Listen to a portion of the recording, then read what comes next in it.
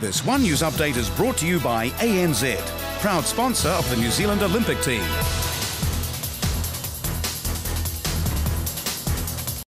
A One News investigation into the exploitation of migrant workers has uncovered other people losing out.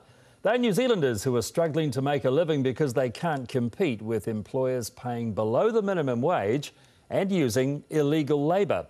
And there's another cost to the economy, one that affects all of us. Amy Kelly explains. Daniel Jackman's been wiring up Kiwi homes for 16 years. But competitors employing migrants on the cheap threaten to drive him and others out of business. I just cannot compete with the people paying below the minimum wage. It's just not possible. I'd rather walk away. He tells us tradespeople of all kinds are being undercut by those paying below the minimum wage of $13.50 an hour. To find a job that I'd price at $12,000 could be done by the immigrants at $4,700. It's not hard to do the maths. Employers aren't the only ones struggling to compete. Young job seekers say minimum wage breaches create an unfair playing field for them too.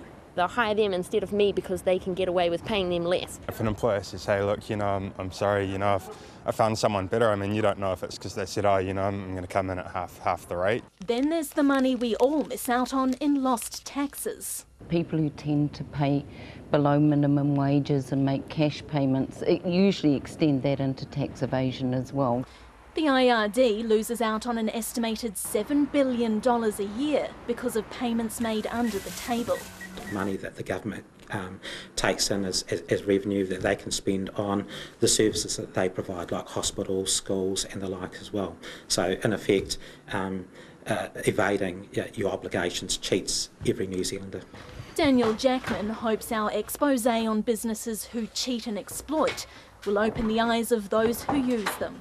So long as the lights at the end of the story are working and the PowerPoints are working, the customer really doesn't have any understanding on what's really going on. More awareness could help businesses that do things by the book to afford to keep doing just that.